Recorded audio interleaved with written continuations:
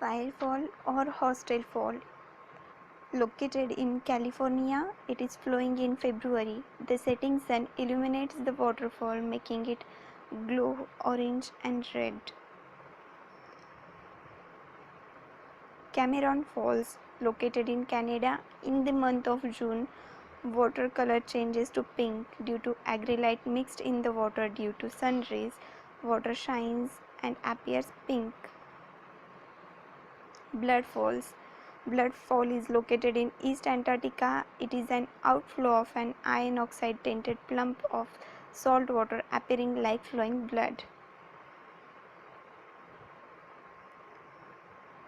Ruby Waterfall, located in Tennessee, it is 1120 feet underground fall, fed both by rainwater and natural spring.